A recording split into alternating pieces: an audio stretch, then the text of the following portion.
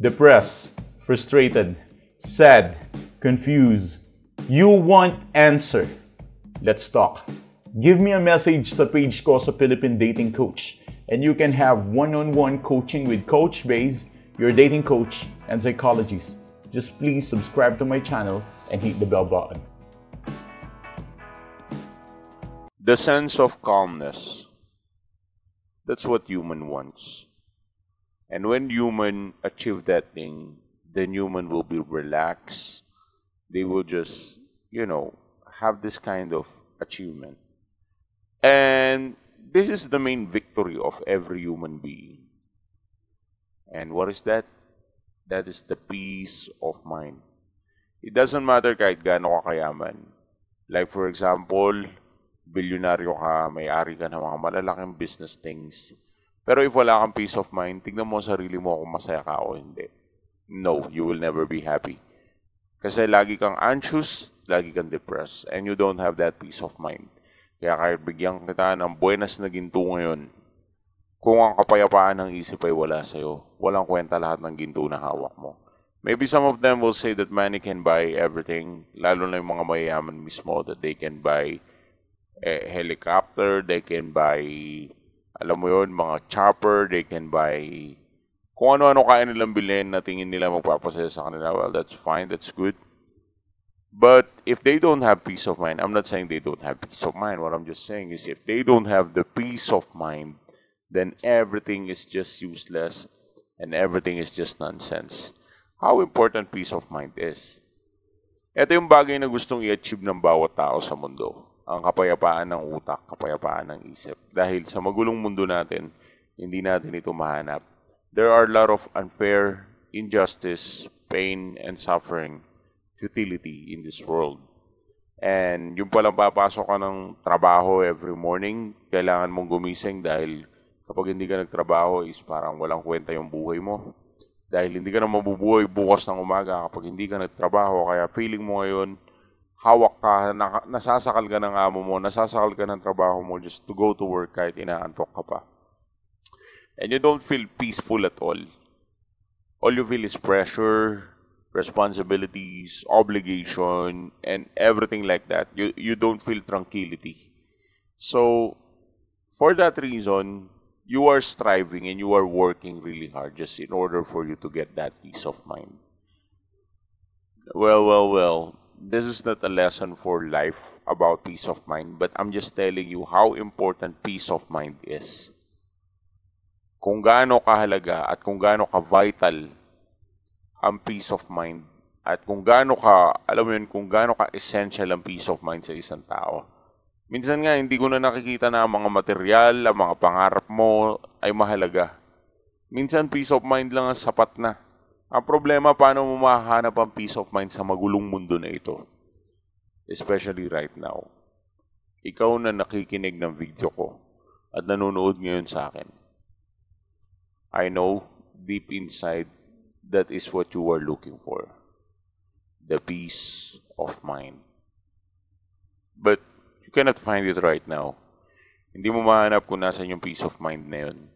Especially someone you really, really love and you really, really want to embrace, left you. Iniwan ka. Binalasubas ka or tinraidor ka. Lahat ng expected mo sa kanya is sinira niya. Lahat ng expectation na binigay mo is nawala. Ayos sana yung buhay mo kung nagstay siya kasi ito yung plano mo. Pero dahil naghiwalay kayong dalawa ngayon, lahat ng plano mo ngayon, feeling mo sira na. Nasira ka. And now, you don't have this shit. You don't have the peace of mind. You feel devastated. You feel uncomfortable. And you feel that you want to fix something. Gusto mo siyang bumalik sa buhay mo. And you are looking for a strategy how to get your ex back hanggang makita mo to, naklik mo yung 24/7 kang iisipin ng ex mo. And how to do that? Paano ba gagawin ng bagay na yun? Maybe the keyword is the peace of mind. That's my whole point about this video. Ginawa ko tong video na to just to inform you Ano ba yung nawawala sa'yo ngayon kaya ka nagkakaganyan? Ano ba ang wala sa'yo ngayon? Bakit mo iniisip ang problema mo ng almost 24/7? You're trying to distract yourself by watching movies, being busy at work, and doing your best in your life. Just not to think about it. Pero in the end, pag uwi mo ng bahay, pag mag-isa ka na, the ghost will come back. And it will slap you again, one more time. Sasabihin niya sa'yo na yung ex mo, kailangan mo ganito. 24/7 you are thinking about your ex. How about that? I want you to trace the reason why is this happening to you.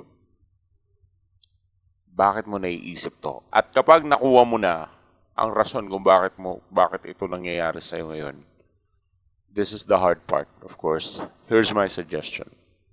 You need to do the same thing to your ex ng doble.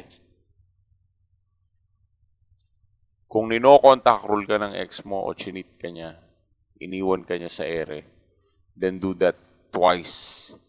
Gawin mo ng doble. Be inspired about this. Maging inspired ka sa suffering na nararanasan mo ngayon na hindi na ito mauulit sa'yo kahit kailan. At ang ex mo naman ngayon na magsasuffer. Be mindful of that. Think about it. Strategize. Never ever this thing will happen to you again. Promise to yourself. Bumangon ka, tumayo ka, at mangako ka sa sarili mo na hindi na ako mauulit to sa akin. And all you need to do right now is to do the same thing na ginawa sa'yo ng ex mo ng twice na mas makapangyarihan, twice na mas powerful. So how to do that twice na sinasabi ko? It's so simple. You just need to apply the same strategy kung paano ka dinevastate ng ex mo. Study. Study how your ex did it to you. Paano ka sinaktan at nilampaso ng ex mo. Study. What is the reason? Why do you have this kind of psychological suffering? Paano ka nag-end up sa ganito? Go ahead. Hindi ko ito masasagot generally kasi hindi kayo para-pareho ng sitwasyon. Hindi ko ito masasagot ng generally kasi iba-iba ang sitwasyon ninyong mga nakikinig ko. Ang ma-advise ko lang sa'yo is go ahead and study the reason, the origin of what is happening in you. And after you study it, apply the same principle against your ex. And believe me, mag-work ito kapag in-apply mo yung same principle. Why? Kasi you have the same rhythm ng ex mo. Same influence kayo. At same din kayo ng gusto. Kapag in-apply mo yung ganitong klase ng pain na naranasan mo or ganitong klase na ginawa sa'yo ng ex mo, same principle, ibig ko sabihin, then the success rate will be more and more effective. All you need to do is just to accept the fact that, yeah, you lost, and go ahead, study what is the reason, and then after you study the reason, I want you to apply the same principle. Okay? Anyways, if you still have a question, just give us a message sa Philippine Dating Coach for one-on-one coaching.